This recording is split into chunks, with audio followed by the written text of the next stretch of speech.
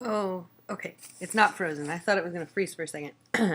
So it's week 28. I know I've been a little bit behind. It's been kind of crazy. But this week we are covering trans myths. We're trying to debunk them a little. Apparently, this video is going to feature the dog and Addison roaming around in the background. He's more than welcome to join me if he wanted to. He just got home from work. Okay, so we're going to debunk some stuff. There were three in particular that I wanted to touch on. The first one being relationships don't survive the transition, or they have to be all about the transition. And let me close that so we don't keep hearing crazy things. But yeah, so noisemaker, much. I'm putting new shoestrings in my shoe. I'm sorry. Okay. So So used to it. dislike. I really disagree with. Well, I mean, I can't say relationships always survive transitions. They don't. They don't. Clearly, there's a lot of breakups due to that. But I would say if you're in a stable relationship with open communication, that I don't see, other than like regular relationship problems, the transition being an issue. Or the soul issue. Or the soul issue. Right. I can't, I don't know. To me, that just... It doesn't make sense. No. Does not make sense. At all. You love me. This transition of shoelaces might end our relationship tonight. All right. So the next one I'm going to talk about is that in order to be considering transitioning, you have to be on shots and have surgeries and all of that. Well, I think that's horseshit.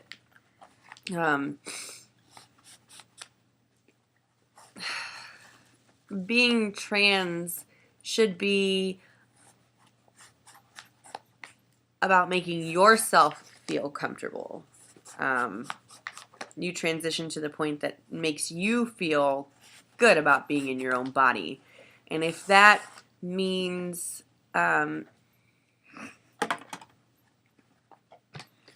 Keep going. You're making a good point. So if that means, I think our dog's eating glitter. Get out of there. Come here. All right. So if that means, getting a binder and cutting your hair short and you feel good, you're good to go, then you're good to go. I don't think that starting T or having surgery makes you any less of how you feel inside. I read this really awesome article the other day, though, that sort of touches on this quite a bit. It's something that I posted to my blog. If you guys don't follow me on Tumblr, it's For the Love of a Trans Man, and sometimes I post articles on there. And this particular article, it was more of an essay, and it was written by someone who was transitioning, and they were talking about how while gender may be something that's internal, that you decide internally, that get out of there. You don't feel validated until you are validated socially. So that's where the transition really comes in. It's not so much about you as it is feeling socially validated as that gender. It was really cool. If you want to check it out, you can find it on my blog. I definitely recommend reading it. It was a really good read. I felt like it was very insightful. And it was really well put. I mean, some of it was written in really smart language, but you can suffer through it. I did. I mean, I'm not an idiot, but it was definitely worth the read. Let's see.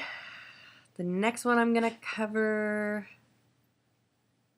is that all trans guys have horrible dysphoria, and you aren't really trans if you don't have it. Okay.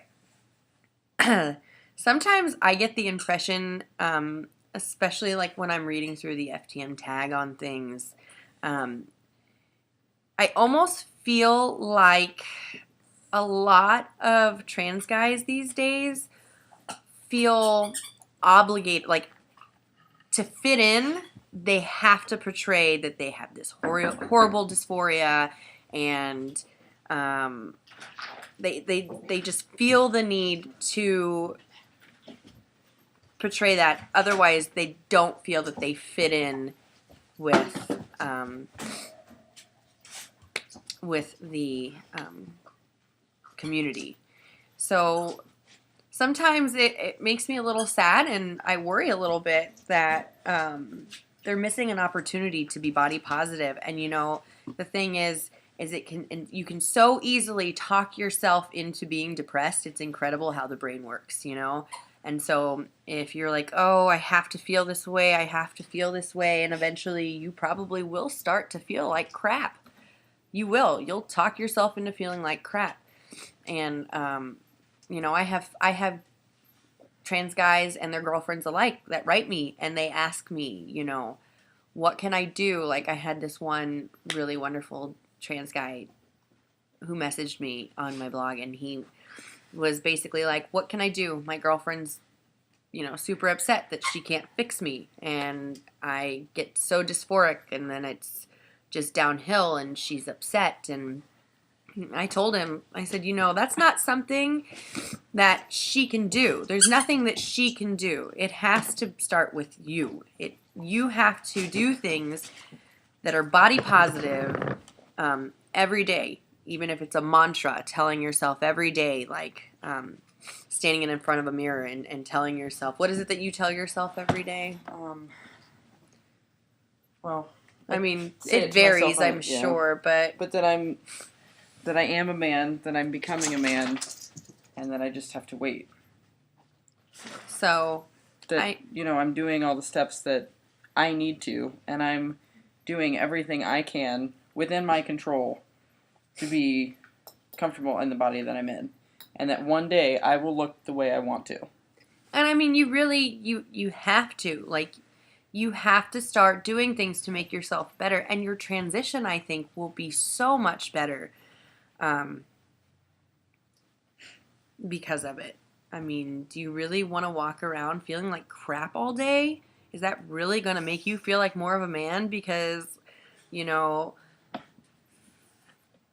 dudes don't walk around going all day long. Like, they don't. I'm sorry, they don't. Like, they really don't give a shit most of the time. Fucking grow up, grab yourself a Budweiser, put on your big boy pants, and quit being a pussy. So, yeah. Probably going to catch a lot of flack for that, but, it is what it is. If I'm not allowed to behave that way, why should you? And I like my tits. So, the last one I'm going to touch on is let's see.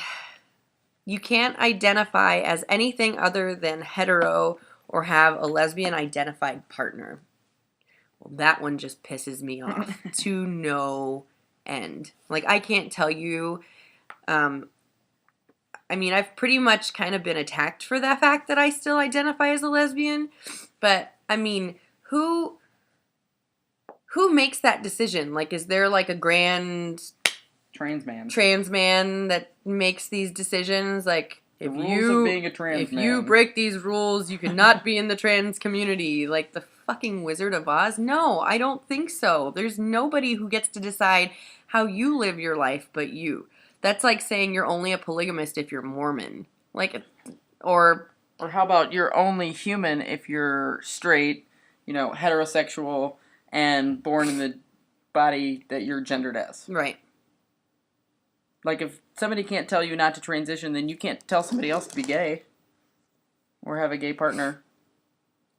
I like dating a lesbian. I'm kind of awesome. It's true. I mean, But yeah, this subject gets me so mad. I can't even tell you. Like, it's just not fair. Like, how do you start a relationship with someone and then say, okay, I'm transgender, I'm going to transition, and then say, so you can't be yourself anymore because I have to be myself, and I can't be myself if you're going to identify this way. You cannot do that. It's not fair. All right, I've rambled on for, almost 11 minutes now. Like I said, you can find that article I talked about on For the Love of a Trans Man on Tumblr.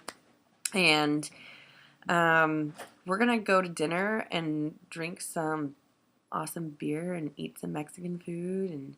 And this is Kendra. Where is she? Oh, she's so pretty. And so yeah, I've been at my new job and it's been awesome, and I'm doing hair and things are going really good. So hopefully I'll start to, get off my ass and maybe get my videos done on time. That would be great. But I will see you guys next week. And as always, stay healthy, stay happy, and if you have any questions, ask away, and happy transitioning. All right, love you guys. Bye.